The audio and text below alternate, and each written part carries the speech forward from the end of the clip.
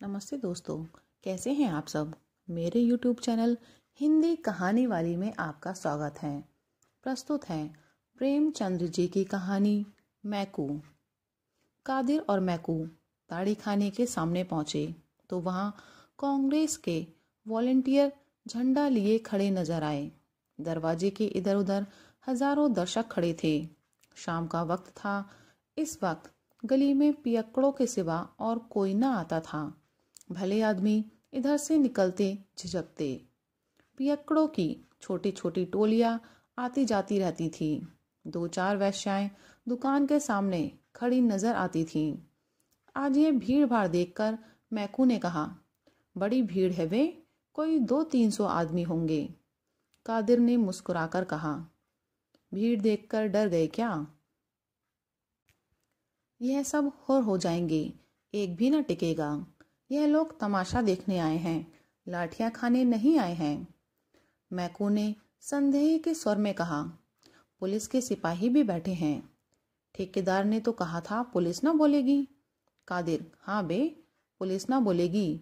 तेरी नानी क्यों मरी जा रही है?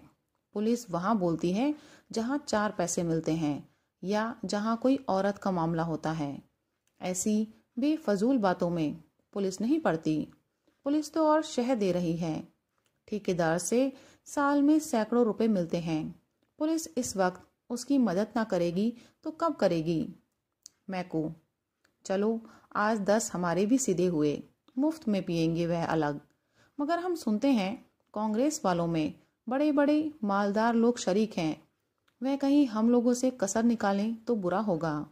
कादिर, अबे कोई कसर वसर नहीं निकालेगा। तेरी जान क्यों निकल रही है?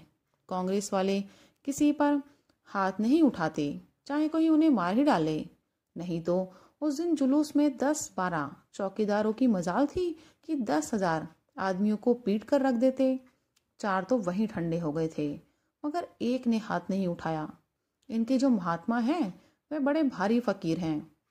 उनका हुक्म है कि चुपके से मार खा लो, लड़ाई मत करो।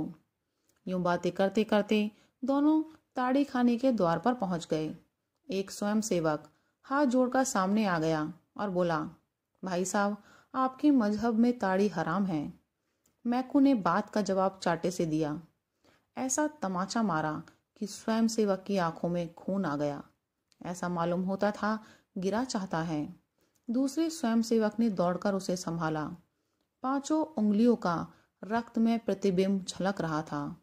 मगर वॉलंटियर तमाचा खाकर भी अपने स्थान पर खड़ा रहा। मैकू ने कहा, अब हटता है कि और लेगा? स्वयं सेवक ने नम्रता से कहा, अगर आपकी यही इच्छा है तो सिर सामने किए हुए हूँ, जितना चाहिए मार लीजिए, मगर अंदर ना जाइए। यह कहता हुआ वह मैकू के सामने बैठ गया। मैकू ने स्वयं सेवक के चेहरे पर निगाह डाली। उसकी 5 उंगलियों के निशान झलक रहे थे। मैकू ने इसके पहले अपनी लाठी से टूटे हुए कितने ही सिर देखे थे, मगर आज किसी ग्लानि उसे कभी ना हुई थी। वह 5 उंगलियों के निशान किसी पंचशूल की भांति उसके हृदय में चुभ रहे थे। कादिर चौकीदारों के पास खड़ा सिगरेट पीने लगा। वहीं खड़े खड़े बोला, अब खड़ा क्या देखता है, लगा कस के एक हाथ। मैकू ने स्वयं सेवक से कहा, तुम उठ जाओ, मुझे अंदर आने दो। आप मेरी छाती पर पांव रखकर चले जा सकते हैं। मैं कहता हूं उठ जाओ, मैं अंदर ताड़ी ना पीऊंगा, एक दूसरा ही काम है। उसने यह बात कुछ इस दृढ़ता से कही कि स्वयं सेवक उठकर रास्ते से हट गया। मैकू ने मुस्कुराकर उसकी ओर ताका। स्वयं सेवक ने फिर हाथ जोड़कर कहा, अपना वादा भूल न जाना। एक चौकीदार बोला, लात के आगे भूत भागता है, एक ही तमाचे में ठीक हो गया। कादिर ने कहा, यह तमाचा बच्चा को जन्म भर याद रहेगा। मैकू के तमाचे सह लेना मामूली काम नहीं है। चौकीदार, आज ऐसा ठोको इन सबों को कि फिर इधर आने का नाम ना लें। कादिर, खुदा ने चाहा तो फिर इधर आएंगे भी नहीं, मगर हैं सब बड़े हिम्मती, जान को हथेली पर लिए फिरते हैं। मैकू भीतर पहुंचा तो ठेकेदार ने स्वागत किया। आओ मैकू मियाँ, एक ही तमाचा लगाकर क्यों रह गए? एक तमाचे का भला इन पर क्या असर होगा? बड़े लतखोर हैं सब, कितना ही पीटो असर ही नहीं होता। बस आज सबों के हाथ पांव तोड़ दो, फिर इधर ना आए। मैकू, तो क्या और ना आएंगे? ठेकेदार, फिर आते सबों की नानी मरेगी। मैकू, और जो कहीं इन तमाशा देखने वालों ने मेरे ऊपर डंडे चलाए तो?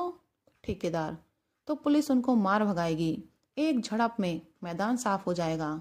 लो, जब तक एक आध बोतल पी लो, मैं तो आज मुफ्त की पिला रहा हूँ। मैकू, क्या इन ग्राहकों को भी मुफ्त? ठेकेदार, क्या करता, कोई आता ही ना था, सुना कि मुफ्त मिलेगी तो सब धस पड़े। मैकू, मैं तो आज ना पीऊंगा। ठेकेदार, क्यों? तुम्हारे लिए तो आज ताजी ताड़ी मंगवाई है। मैकू, यूं ही आज पीने की इच्छा नहीं है, लाओ कोई लकड़ी निकालो, हाथ से मारते नहीं बनता। ठेकेदार ने लपट कर एक मोटा सोंटा मैकू के हाथ में दे दिया और डंडेबाजी का तमाशा देखने के लिए द्वार पर खड़ा हो गया। मैकू ने एक क्षण डंडे को तोला, तब उछलकर ठेकेदार को ऐसा डंडा रसीद किया कि वहीं धोरा होकर द्वार में गिर पड़ा।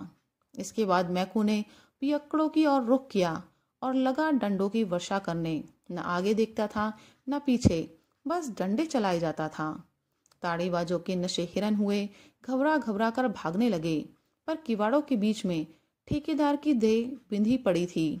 उधर से फिर भीतर की ओर लपके मैकू ने फिर डंडों से आह्वान किया। आखिर सब ठेकेदार की देह को रौंद रौंद कर भागे। किसी का हाथ टूटा, किसी का सर फूटा, किसी की कमर टूटी।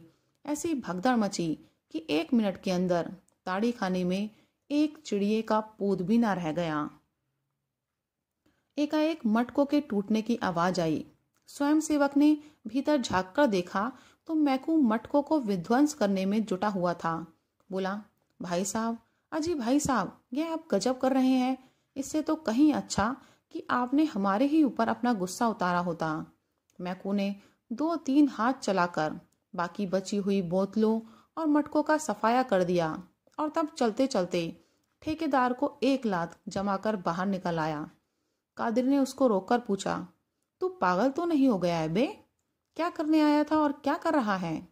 मैकू ने लाल लाल आंखों से उसकी ओर देखकर कहा, हाँ, अल्लाह का शुक्र है कि मैं जो करने आया था वह ना करके कुछ और ही कर बैठा। तुम में कुव्वत हो तो वॉलंटियरों को मारो, मुझ में कुव्वत नहीं है। मैंने तो जो एक थप्पड़ लगाया उसका रंज अभी तक है और हमेशा रहेगा। तमाचे के निशान मेरे कलेजे पर बन गए हैं।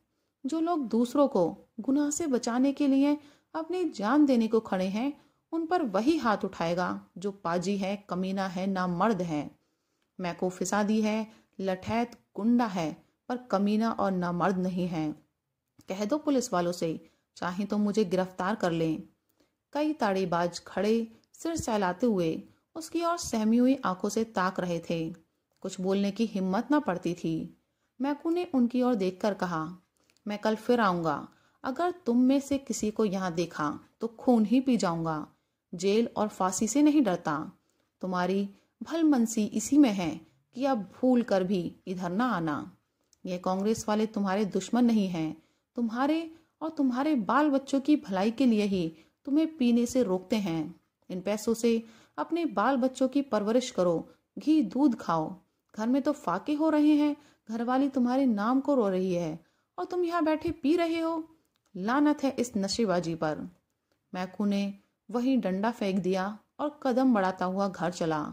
इस वक्त हजारों आदमियों का हुजूम हो गया था। सभी श्रद्धा, प्रेम और गर्व की आंखों से मैकू को देख रहे थे।